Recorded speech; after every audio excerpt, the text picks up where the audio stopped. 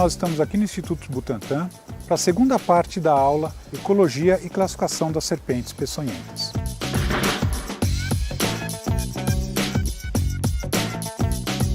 Nem todas as serpentes produzem veneno e nós vamos ver como nós podemos diferenciá-las, ou seja, quais são aquelas que causam acidentes humanos e as que não causam. Aqui nós temos o exemplo de uma jiboia, uma serpente que não produz veneno. Ela possui todos os dentes iguais, ou seja, não existe uma adaptação para a inoculação de qualquer substância tóxica. No entanto, ela tem dentes muito grandes que vão ser utilizados para agarrar a sua presa. Esse animal, ele mata a sua presa por constrição. Como vocês podem ver, que ela está realizando aqui no meu braço.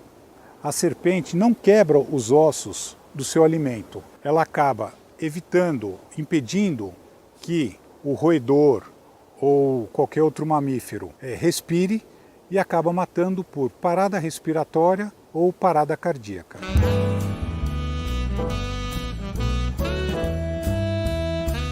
Um outro grupo de serpentes muito importante também são aquelas serpentes que produzem veneno e têm um dente com especialização para inocular o veneno na presa.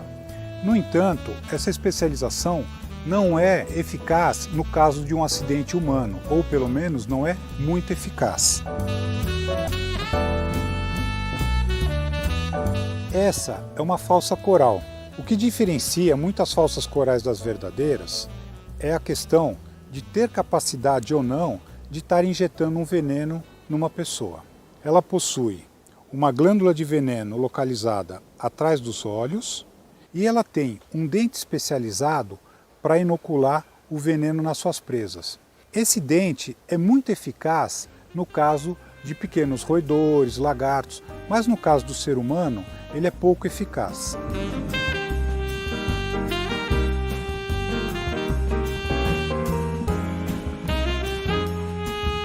Agora nós vamos falar sobre um grupo muito importante e que causa a maioria dos acidentes aqui no Brasil, que são os viperídeos.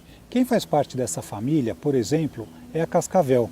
A cascavel ela é caracterizada pela presença do guizo na ponta da sua cauda.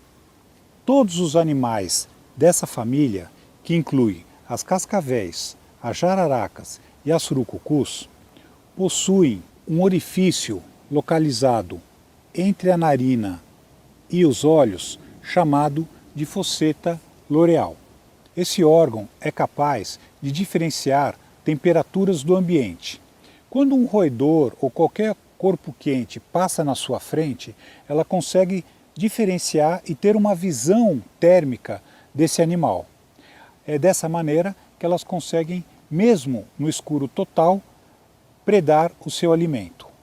No Brasil, encontramos apenas uma única espécie de cascavel que ocorre em áreas abertas, como o cerrado, a caatinga, as pastagens ou áreas de plantio modificadas pelo homem.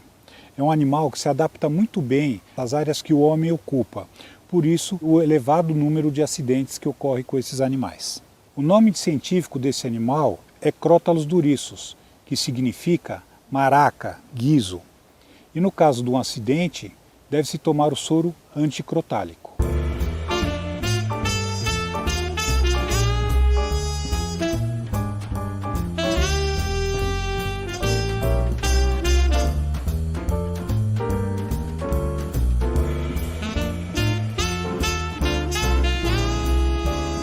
Agora nós estamos dentro do biotério de serpentes do Instituto Butantan.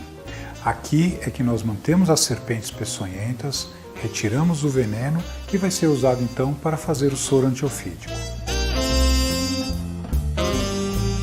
Vamos falar então sobre o segundo grupo de viperídeos, que são as jararacas.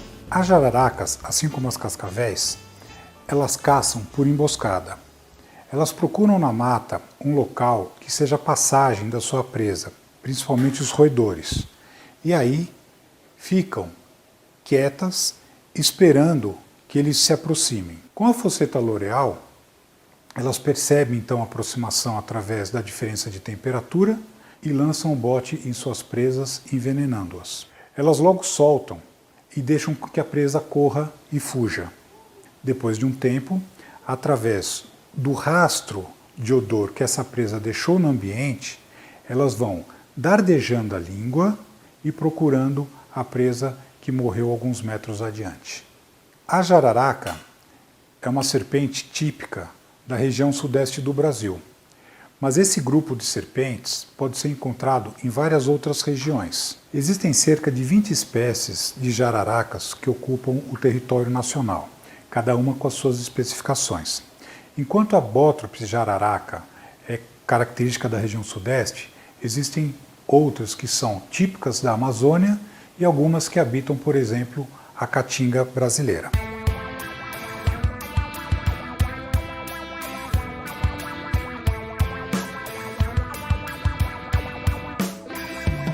Agora eu vou pegar uma caiçaca, que é um animal típico da região central do Brasil, ocupando as áreas de cerrado e área de Pantanal.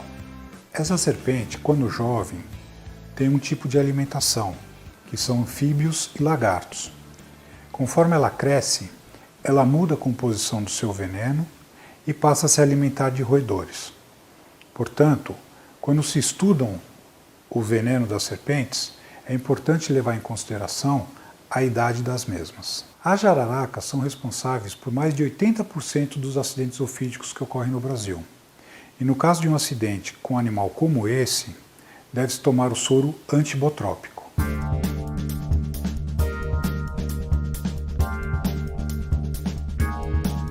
Esta é um outro tipo de jararaca encontrada na região de Mata Atlântica, é a jararacuçu.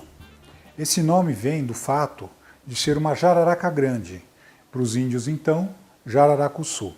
A jararacuçu, a jararaca, a caiçaca, a jararaca pintada e a urutu são as 5 espécies cujo veneno vai ser utilizado para a produção do soro antiofídico. Acidentes com a jararacuçu são acidentes sérios, já que esse animal pode alcançar mais de 1,5 m, tem uma cabeça muito grande, uma quantidade de veneno enorme.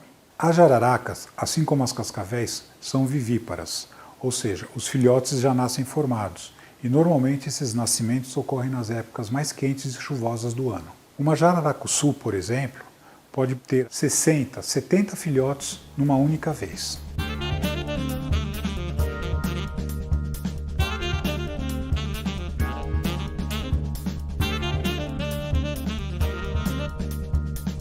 O terceiro grupo de viperídeos que nós vamos ver é a surucucu. É uma serpente de mata bem fechada, mata bem úmida, e no Brasil é encontrado na região amazônica e na Mata Atlântica. A surucucu, apesar de ser um viperídeo, tem a reprodução diferente das cascavéis e jararacas, já que é um animal ovíparo. Ela pode botar de 7 a 20 ovos de cada vez. A surucucu é a maior serpente peçonhenta das Américas, podendo alcançar até 2,5 metros. No caso de um acidente com a surucucu, também conhecida como Laxis muta, deve-se tomar o soro antilaquético.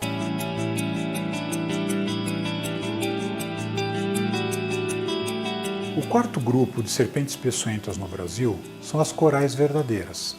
No caso das corais, elas fazem parte de uma outra família, chamada Elapide. As corais verdadeiras, diferentemente dos viperídeos, não possuem a fosseta loreal. E aqui, para mostrar para vocês uma coral, eu peguei um filhotinho.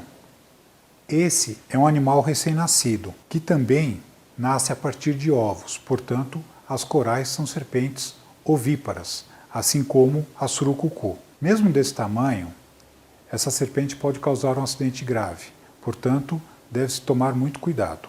As corais, elas são caracterizadas pela presença de anéis vermelhos, pretos e amarelos ou brancos no seu corpo. E a diferenciação das corais verdadeiras para as falsas corais deve ser feita com muita cautela e principalmente por um especialista. A dentição é a principal característica que diferencia os dois grupos.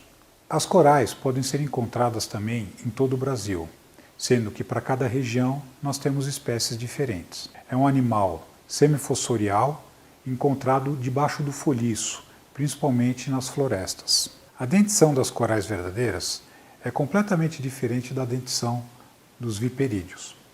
Ela possui uma glândula localizada atrás dos olhos e um pequeno dente localizado na região frontal. Esse dente especializado para a inoculação do veneno é muito pequeno e dificilmente pode ser notado. Essa é uma das razões pelo baixo número de acidentes que ocorrem com esses animais no Brasil, menos de 1%. Um calçado, um tênis, uma bota, já é suficiente para evitar que o animal perfure e envenene um ser humano. É muito comum os acidentes com corais ocorrerem nas mãos. Como esses animais ficam escondidos no folhiço, quando as pessoas estão mexendo na terra ou nas folhas, pode ocorrer o acidente.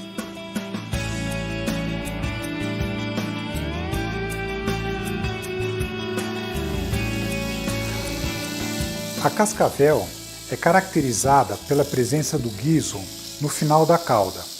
Esse guizo, ele corresponde a mudas que vão sendo realizadas e a cada muda ocorre o aumento de mais um anel no guizo. As cascavéis utilizam desse som para alertar da sua presença.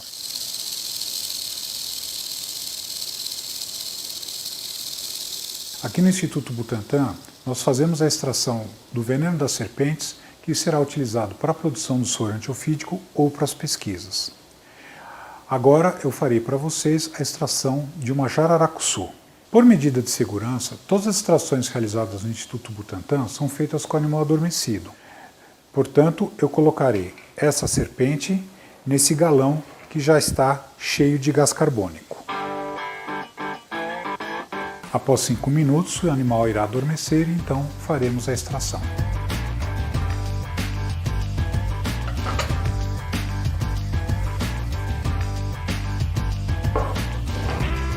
Vamos aproveitar e dar uma olhada numa dentição típica dos viperídeos. No caso dos viperídeos, a glândula está localizada nessa região e existe um duto que leva o veneno produzido até a base do dente. Esse dente, no caso, está coberto por uma bainha, mas assim que nós a levantamos, podemos visualizar as presas. Os viperídeos têm uma abertura de boca muito grande e isso está relacionado à ligação frouxa que existe entre os ossos da cabeça. Quando apertamos a glândula, o veneno sai então pela ponta do dente. De uma maneira bem mais rápida é o que acontece no caso de um acidente ofídico. No Brasil, todas as serpentes do grupo dos viperídeos possuem esse tipo de dentição, que é característico da família. Jararacas cascavéis e surucucus possuem venenos diferentes e cada um acaba causando sintomas diferentes nos acidentados. Quando a serpente está de boca fechada, esse dente fica nessa posição e assim que ela abre a boca, ele vem para frente. Nós temos de 3 a 4 minutos para realizar uma extração. É o tempo suficiente e que não causa prejuízo para o animal. O estudo do veneno das serpentes é um campo riquíssimo, mas deve-se levar em conta a espécie que está sendo estudada, o tamanho, o sexo e a procedência, pois estes são fatores que influenciam na composição do veneno. Espero que vocês tenham gostado e aprendido um pouco mais sobre as serpentes brasileiras.